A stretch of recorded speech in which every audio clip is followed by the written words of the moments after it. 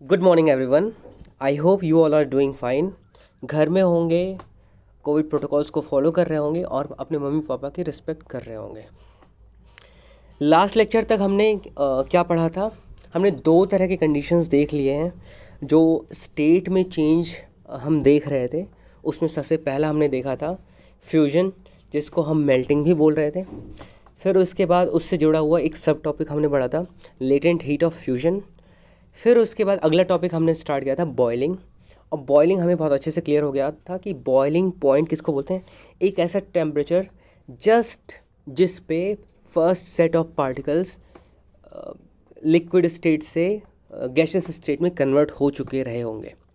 इसके बाद से हमने इसका सब टॉपिक पढ़ा हुआ था लेटेंट हीट ऑफ बॉइलिंग। ठीक है, बॉइलिंग ही हम बोल सकते हैं इसको, क्योंकि बॉइलिंग क्या होता है? बॉइलिंग की वजह से जो भी गैसेस पार्टिकल्स होते हैं, लिक्विड पार्टिकल्स होते हैं, वो ज़्यादा डिस्टर्ब हो जाते हैं, ज़्यादा रैंडमनेस उनमें आ जाती है, उनके बीच में ज़्यादा गैप बढ़ जाता है, उनके बीच में जो फोर्स लग रहा था उनके पार्टिकल्स के बीच में वो रिलेटिवली ज़्यादा कम हो जाता है।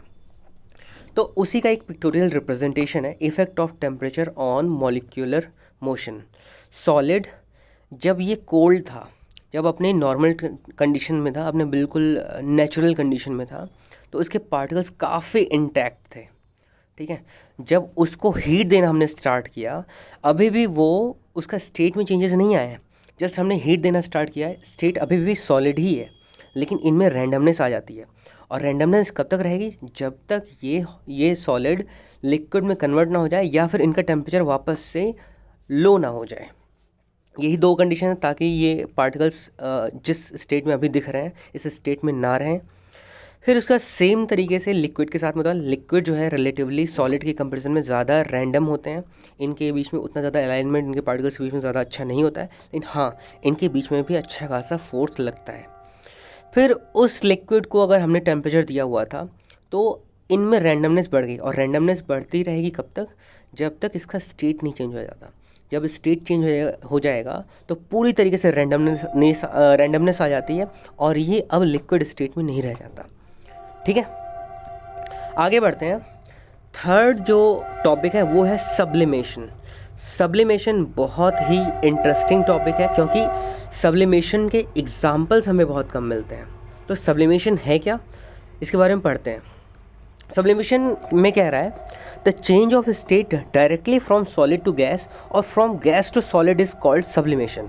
तो अभी तक हमने ये देखा था, अभी तक हमने क्या देखा था कि सॉलिड जो था वो लिक्विड में कन्वर्ट हो रहा था और लिक्विड जो था वो गैस में कन्वर्ट हो रहा था, और गैस कन्वर्ट होगा तो वापस से लिक्विड में कन्वर्ट होगा और लिक्विड वापस से सॉलिड में कन्वर्ट होता था। तो ये तीनों स्टेप्स कोई स्किप नहीं करता था। लेकिन सब्लिमेशन क्या कहता है? सब्लिमेशन में कहता है कि जो भी इसमें जो स्टेट का चेंज हो रहा है उसमें जो बीच का एक स्टेप था वो स्किप कर जा रहा है। मतलब सॉलिड से जहाँ लिक्विड पहले बन रहा था फिर गैस में कन्वर्ट हो रहा था, वहाँ से सॉलिड डायरेक्टली उसकी जगह पे गैस में कन्वर्ट हो रहा है। इन द सेम मैनर जब गैस का टेम्परेचर लो हो रहा था और वो पहले लिक्विड में कन्वर्ट हो रहा था, फिर लिक्विड और फर्दर उसका टेम्परेचर डाउन होता था, फिर वो सॉलिड में कन्वर्ट होता था, उसकी जगह पे गैस डायरेक्टली सॉलिड में कन्वर्ट हो रहा है। आई होप ये चीज़ें आपको क्लियर हो गई होंगी। सब्लिमेशन क्या है? सब्लिमेशन में बेसिकली जो लिक्विड वाला स्टेट है वो स्टेट स्किप कर देता है, चाहे वो सॉलिड हो चाहे गैस हो। ठीक है, आई होप ये चीज़ें आपको क्लियरली समझ में आ गई होंगी। आगे कहता है इसका एग्जाम्पल, इफ़ सॉलिड कैम्फर मतलब होता है कपूर, और ammonium chloride is heated it changes into vapour. तो अगर कपूर को टेम्परेचर दिया, उसको हीट दिया, तो क्या वो लिक्विड फॉर्म में कन्वर्ट होता है? तो आंसर है नहीं, वो डायरेक्टली गैसियस फॉर्म में कन्वर्ट हो जाता है। If the vapours are cooled it changes into solid. In the same manner अगर वो जो वेपर था उस वेपर को मैंने इकट्ठा कहीं कर लिया होता और उसका टेम्परेचर लो किया होता तो वो कभी भी लिक्विड स्टेट में जा ही नहीं पाता है। लिक्विड की जगह पे वो कहाँ पहुँचता है? वो डायरेक्टली सॉलिड स्टेट में पहुँच जाता है। आई होप ये चीज़ें आपको बहुत अच्छे से क्लियर हो रही होंगी। ये उस एक्सपेरिमेंट को करके दिखाया हुआ है। इस एक्सपेरिमेंट में क्या किया हुआ है?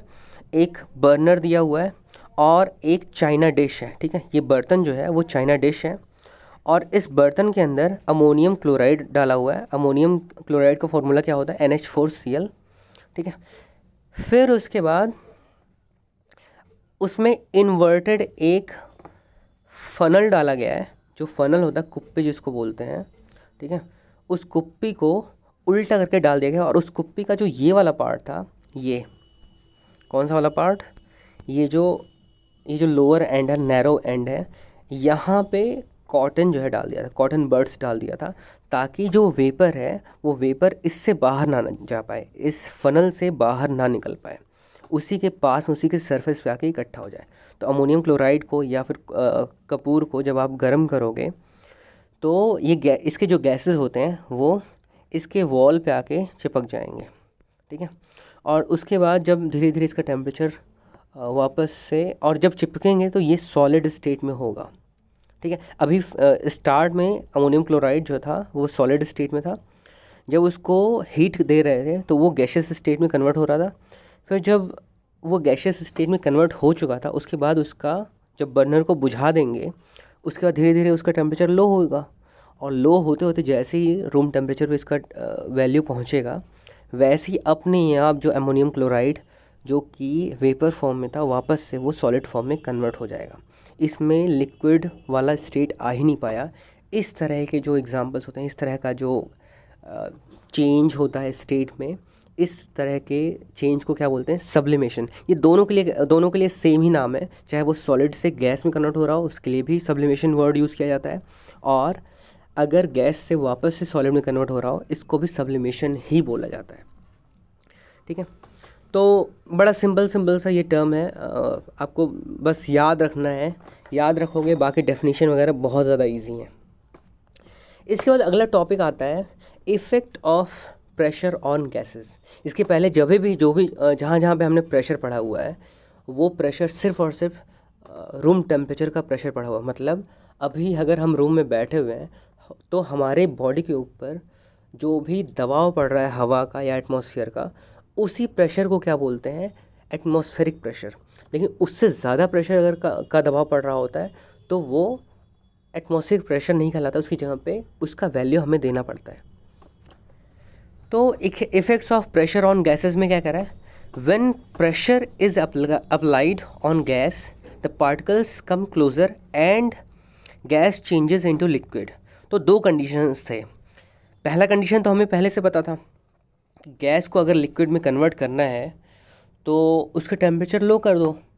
जनरली हम वाटर वेपर के कंडीशन में ही वो कर रहे थे कि वाटर वेपर अगर उसका टेम्परेचर बहुत ज़्यादा हाई है तो उसका टेम्परेचर लो कर दो, वो अपने आप से लिक्विड में कन्वर्ट हो जाएगा। लेकिन अगर हमें दूसरा कोई मेथड यूज़ करना हो जहाँ पे हमें टेम्परेचर लो करना ही नहीं है, कोई और मेथड से अगर हमें फेज़ में चेंजेस लाने हो, ठीक है, स्टेट में चेंजेस लाने हो, तो वो दूसरा जो तरीका है वो है प्रेशर। तो गैसेस में अगर मैं प्रेशर डाल दूँ तो गैसेस लिक्विड में कन्वर्ट हो सकती हैं।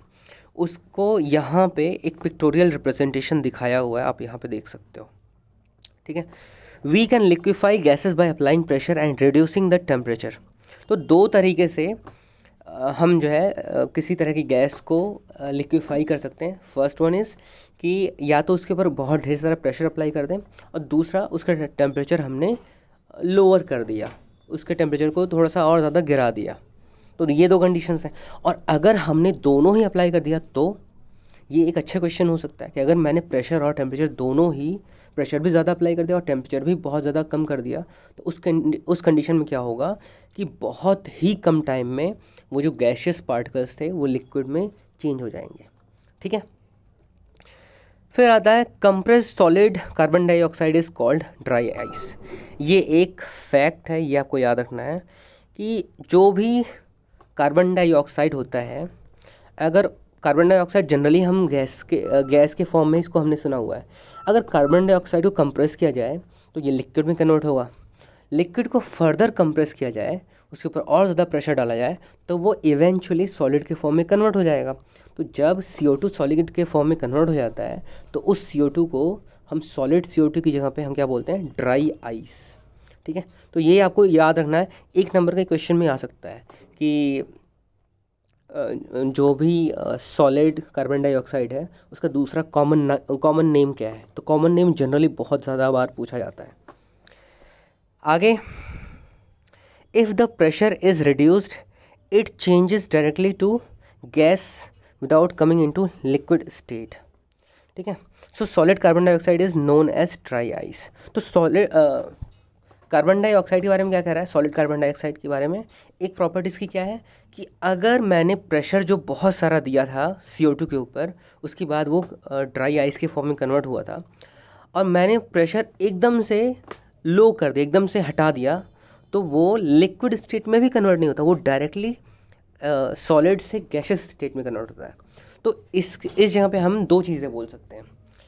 फर्स्ट थिंग इज़ कि अगर सॉलिड CO2 की बात करें जो कि ड्राई आइस है, ड्राई आइस में से अगर ये डायरेक्टली गैसेस स्टेट में कन्वर्ट हो रहा है तो यहाँ पे सब्लिमेशन हो रहा है, लेकिन गैस से लिक्विड स्टेट में कन्वर्ट होना और फिर सॉलिड स्टेट में कन्वर्ट होना कार्बन डाइऑक्साइड का, क्या ये सब्लिमेशन कहलाएगा? तो आंसर है नहीं, यहाँ पे सब्लिमेशन नहीं होगा। सब्लिमेशन सिर्फ और सिर्फ एक ही कंडीशन में होगा, जब कार्बन डाइऑक्साइड सॉलिड स्टेट में होगा, जो कि जिसका दूसरा नाम है ड्राई आइस।